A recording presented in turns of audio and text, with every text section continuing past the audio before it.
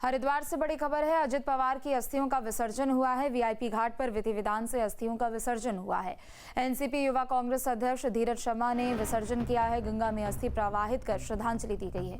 Party के नेता और कार्यकर्ता मौके पर मौजूद रहे। 28 जनवरी को विमान दुर्घटना में अजित पवार की मौत हुई थी, तो महाराष्ट्र के पूर्व डिप्टी सीएम अजित पवार की अस्थियों का हरिद्वार के वीआईपी घाट पर विसर्जन कर दिया गया है। एनसीपी युवा कांग्रेस अध्यक्ष धीरज शर्मा अस्थि लेकर हरिद्वार पहुंचे थे और उन्होंने ही वैदिक विधि विधान के साथ विसर्जन कराया। इस दौरान एनसीपी के कई नेता मौजूद रहे, जबकि पवार परिवार का कोई सदस्य कार्यक्रम में शामिल नहीं हुआ। बता दें कि अजित पवार का 28 जनवरी को बारामती एयरपोर्ट पर एक चार्टर्ड विमान दुर्घटना में निधन हो गया था। हादसे में उनके साथ 2 पायलट, एक महिला क्रू मेंबर और एक सुरक्षाकर्मी समेत कुल 5 लोगों की जान गई थी। विमान लैंडिंग के दौरान रनवे से पहले गिर गया था और उसमें आग लग गई थी।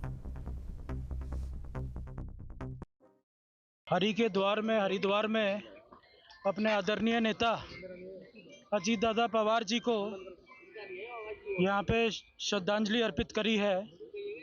हिंदू रीति रिवाजों के अनुसार आज हमने उनकी अस्थियों का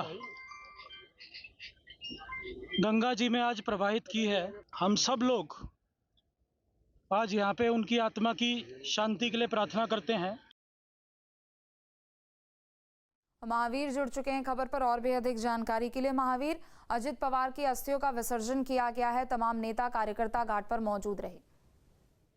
बिल्कुल, देखिए, क्योंकि जिस तरह से अजीत पवार का निधन हुआ था, उसके बाद से जो उनके अंतिम कर्मकांड हम कह सकते हैं कि उनको लेकर ये जो अस्थि विसर्जन का वो है, तो ये जो राष्ट्रवादी युवा कांग्रेस ने उसने ये निर्णय लिया है कि अजीत पवार की जो अस्थियां हैं वो अलग अलग नदियों में, जितनी भी देश की पवित्र नदियां हैं उनमें प्रवाहित की जाएगी, जिसकी शुरुआत हरिद्वार से हुई है। तो हरिद्वार में आज पहुंचे जो राष्ट्रवादी कांग्रेस युवा कांग्रेस है, उसके जो राष्ट्रीय अध्यक्ष है धीरज शर्मा, वो यहाँ पर उन अस्थियों को लेकर पहुंचे। उनके साथ बड़ी संख्या में कार्यकर्ता भी मौजूद रहे और यहाँ पर पूरे विधि विधान के साथ वीआईपी घाट पर उन अस्थियों को प्रभावित किया गया। और प्रभावित करने के साथ साथ ये बात भी कही गई धीरज शर्मा के द्वारा कि अब इसके बाद काशी में वो जाएंगे, वहाँ अस्थियां प्रभावित करेंगे और लगातार जिस तरह से मतलब दूसरी जो नदियां हैं, पवित्र नदियां हैं, वहां पर भी उनको प्रभावित किया जाएगा। इसके अलावा जब जिस तरह की एक मांग लगातार महाराष्ट्र में उठ रही है कि जो लाडली बहना योजना है उनके नाम पर किए जाने को लेकर,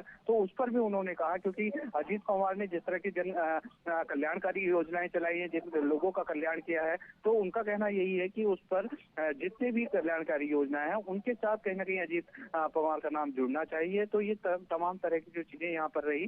इसके बाद यहाँ पर जो लोग थे, बड़ी संख्या में एनसीपी के कार्यकर्ता भी यहाँ मौजूद रहे, जिन्होंने अपनी श्रद्धांजलि यहाँ पर पेश की। जी, प्रमुख तौर पर कौन कौन से लोग मौजूद रहे महावीर? देखिए, अगर हम लोग राजनीतिक हलकों की बात करें, तो राजनीतिक हलकों में कोई बड़ा नाम यहाँ पर नहीं रहा। हाँ, इतना जरूर था कि एनसीपी के जो कार्यकर्ता थे, स्थानीय स्तर पर जो कार्यकर्ता थे, वो बड़ी संख्या में यहाँ मौजूद रहे। इसके अलावा अगर बात की जाए तो बीजेपी के और तीर्थ पुरोहित समाज से भी कुछ लोग यहाँ पर रहे, क्योंकि लोगों की उपस्थिति इसलिए भी ज्यादा वहाँ नहीं थी क्योंकि पास में ही एक बहुत वीआईपी दूसरा कार्यक्रम चल रहा है, जहाँ पर की तमाम राजनीतिक हस्तियां जुटी हुई हैं। तो शायद इस वजह ये भी एक मुख्य कारण रहा होगा। लेकिन जिस तरह से एनसीपी के कार्यकर्ताओं में वहाँ देखने को मिल रही थी कि भीड़ बड़ी अच्छी खासी संख्या में लोग वहाँ मौजूद थे, जो अजीत पवार को अंतिम विदाई देने के लिए वहाँ पहुंचे थे। जी, शुक्रिया तमाम जानकारी अपडेट के लिए।